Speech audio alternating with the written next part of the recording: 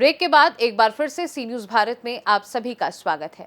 खबर बड़वानी से है, जहां आज हम बात करेंगे ऐसे अद्भुत शिवलिंग की जो पूर्वमुखी है। जी हां, अब तक आपने जो भी ज्योतिर्लिंग देखे होंगे उन सभी की जलधारी का मुख उत्तर दिशा में होता है, लेकिन आज हम आपको लेकर के चल रहे हैं एक ऐसे शिवलिंग के दर्शन के लिए जिसकी जलधारी का मुख पूर्व दिशा से है।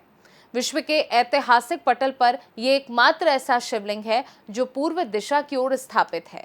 यही नहीं, इसकी जलधारी का उल्लेख नर्मदा महापुराण में भी आता है। यही नहीं, जब पांडव अज्ञातवास को भोग रहे थे उसी दरमियान ये शिवलिंग की स्थापना का भी उल्लेख मिलता है, जिसका साक्षात प्रमाण इस शिवलिंग से महज 5 किलोमीटर दूर स्थापित पांडवकालीन बाग गुफाएं से जुड़ा हुआ है। वहीं महादेव बड़केश्वर मंदिर के महंत संजय पुरी महाराज ने सी न्यूज़ भारत के संवाददाता कमलेश अलासिया से बात करते हुए यहाँ के इतिहास पर प्रकाश डाला। वहीं कुक्षी के प्रतिष्ठित उद्योगपति राम नारायण मोदी ने इस शिवलिंग की खासियत बताते हुए कहा, शिवरात्रि के दौरान अर्धरात्रि में दर्शन करने वाले श्रद्धालुओं पर केसर की कुछ बूंदें उनके कपड़ों पर गिरी हुई साफ नजर आती थी। प्रदेश पाटीदार समाज के जिला अध्यक्ष भी हमारे साथ हैं, जो काफी समय से बड़केश्वर महादेव को मानते हैं और शिव भक्त। जी, आपका शुभ नाम? मैं रामनारायण मोदी, निवासी कुक्षी, जिला धार, मध्य प्रदेश। पाटीदार जी, आप इस बड़केश्वर महादेव में कब से आ रहे हैं, कब से दर्शन कर रहे हैं? मैं करीब 52 साल से यहाँ पे आ रहा हूँ। और पहले हम बैलगाड़ियों से आते थे, यहाँ मेला लगता था, रात रहते थे, कोई आवागमन के साधन नहीं थे और यहीं पे बहुत सी दुकानें लगती थी और दो सिनेमा लगते थे, मनोरंजन के साधन होते थे। और उस समय रात को जब आरती 8 बजे की, वो 12 बजे जो आरती होती थी, शयन आरती, उस समय रात्रि की केसर अपने कपड़ों पे गिरती थी, कपड़ों पे केसर के दाग हो जाते थे। पाटीदार जी, ये बहुत घने जंगलों में बसा है शिवलिंग है, तो ये जानवर, शेर वगैरह, चीता, ये लोग इसके बारे में लोग बोलते हैं कि काफी देखने को मिलते हैं। पूर्व में जब हम यहाँ आते थे तो घनी झाड़ियाँ थी और दुधेश्वर महाराज हैं, वहाँ तो शेर रहते थे। कई बार हमने देखा रात्रि को अक्सर शेर रोड पे से क्रॉस होते थे और घने जंगल थे। आज तो वो जंगल विलुप्त हो गए हैं, अभी तो ये बबूल की ये झाड़ियाँ हैं, पहले बहुत सघन जंगल थे यहाँ पे। श्रावण का महीना चल रहा है, शिव भक्तों को सी न्यूज़ भारत की ओर से क्या संदेश देंगे आप बड़केश्वर महादेव मंदिर को लेकर? श्रावण महीने में मैं हर शंकर भगवान के भक्तों को ये कहना चाहूँगा कि ये पवित्र पुनीत माह में कहीं न कहीं शंकर भगवान का अभिषेक अवश्य करें, शंकर भगवान के दर्शन करें। शंकर भगवान ही एकमात्र भगवान है जो मेरे विश्व के पूजनीय है, आदरणीय है, और भगवान वो ही है, सब दूसरे भगवान उनके अंडर में है, यानी उनको अधिपति कह सकते हैं अपन। ये थे पाटीदार जी, जिनकी काफी आस्था है भगवान शिव को लेकर। उन्होंने भी यही बताया है कि यहाँ पर पहले बैलगाड़ियों से भक्त लोग दर्शन करने आते थे। श्रावण का महीना हो गया है प्रारंभ, भगवान भोलेनाथ को मनाने के लिए निकले हैं शिव भक्त, और इस वक्त मैं मौजूद हूँ बड़वानी और धार से जुड़ा हुआ ये बड़केश्वर महादेव, जो बिल्कुल प्राकृतिक एक शिवलिंग है। विश्व में ये खास है और इसकी क्या मान्यता है, हमारे साथ इसको जानने के लिए महंत संजय पुरी जी हैं, हम उनसे बात करेंगे। संजय पुरी जी, बड़केश्वर महादेव नाम है, ये क्या है विशेष? यहाँ हमारे जो पूर्वज 16 पीढ़ी से पूजा अर्चना करते हुए आ रहे हैं, हमें जो बताया गया है हमारे पूर्वजों ने कि यहाँ पर अंदर बड़ का वृक्ष था।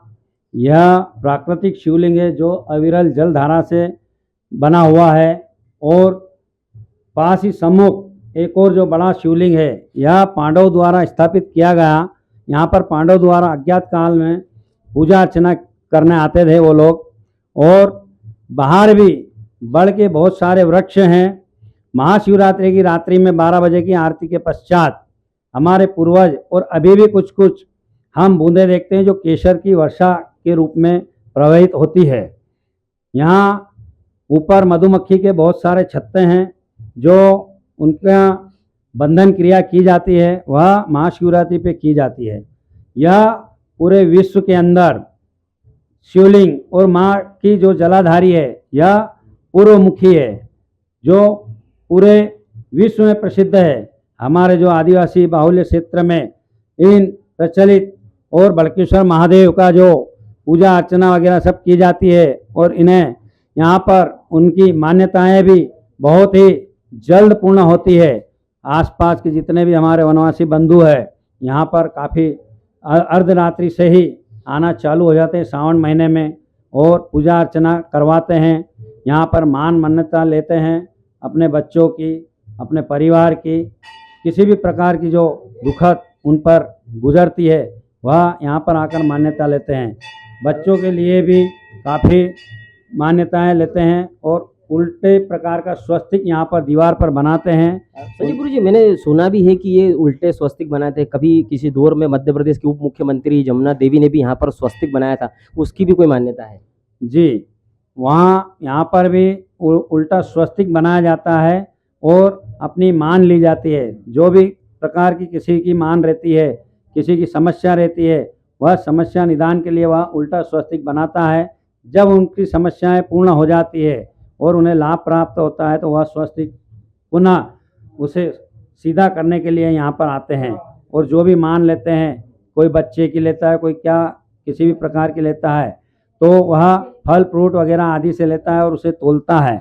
हमारे जमुना देवी जी जो पूर्व मुख्यमंत्री थे इस क्षेत्र से, उन्होंने भी यहाँ पर आकर उल्टा स्वस्तिक बनाया था।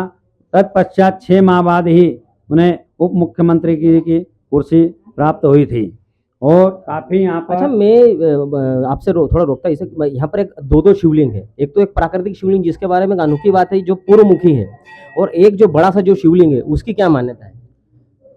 यहाँ पर जो छोटा शिवलिंग है वह कोठीनुमा है और वह प्राकृतिक शिवलिंग है। जो द्वितीय शिवलिंग है बड़ा, वह पांडवों द्वारा स्थापित किया गया था और यहाँ पर माता कुंती वगैरह सभी जितने भी पांडव अज्ञात कालीन में थे वह पूजा अर्चना के लिए आते थे और पूजा अर्चना करते थे। बड़केश्वर महादेव नाम पड़ा है, क्या कारण था? बड़केश्वर नाम क्यों पड़ा है इस शिवलिंग का? यहाँ पर बड़ का वृक्ष एक था और बाहर भी बहुत सारे बड़ के वृक्ष हैं काफ़ी, और बड़ और केसर, मैंने बताया कि महाशिवरात्रि की अर्धरात्रि में केसर की हल्की सी बूंदों की वर्षा होती है, इसीलिए बड़ केश्वर नाम पड़ा। इनका नर्मदा पुराण में भी उल्लेख है और यह विंध्याचल प्रवेश श्रेणी के नर्मदा के उत्तर की तट विराजित है।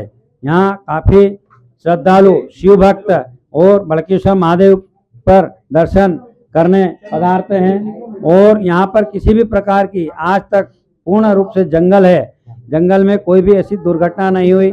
महादेव की कृपा से सब यहाँ पर आते हैं और लाभ लेते हैं और पूजा अर्चना करते हैं। संजय जी, मतलब ये बड़वानी और धार के बीच में आता है, इधर पास में अलीराजपुर भी, तो श्रावण महीने में कितने आसपास के कितने एरिया से भक्त लोग आते हैं और क्या संख्या रहती होगी उनकी? यहाँ जो बड़केश्वर महादेव प्रचलित है, काफ़ी दूर दूर तक प्रचलित है। यहाँ पर गुजरात के भी लोग आते हैं, देवास, महाराष्ट्र आदि जगह के लोग आते हैं और राजस्थान के भी लोग आते हैं, क्योंकि उन लोगों को पता लगता है और मान मन्नते के लिए वह यहाँ पर आते हैं, देखते हैं और प्राकृतिक मनोहारी दृश्य उन्हें प्रभावित करता है यहाँ पर, जिससे वो खुद खींचे हुए भक्तगण यहाँ पर चले आते हैं। हमारे साथ संजय पुरी जी और यहाँ पे महंत है जिन्होंने बताया है कि ये पूर्वमुखी जलाधारी वाला शिवलिंग है जो बिल्कुल विश्व का एक प्राकृतिक शिवलिंग है। काफी संख्या में भक्त लोग, मेरा कैमरामैन भी आपको बता देंगे, काफी भक्तों का तांता लगा क्योंकि आज है श्रावण सोमवार और काफी संख्या में भक्त लोग हैं। बड़केश्वर महादेव के नाम से ये जाना जाता है ये शिवलिंग। और इसी प्रकार आप खबरों में बने रहिएगा सी न्यूज भारत के साथ। बड़वानी से सी न्यूज संवाददाता कमलेश अलासिया की रिपोर्ट। फिलहाल इस खास रिपोर्ट में बस इतना ही। देश दुनिया की बाकी खबरों को जानने के लिए आप देखते रहिए सी न्यूज भारत।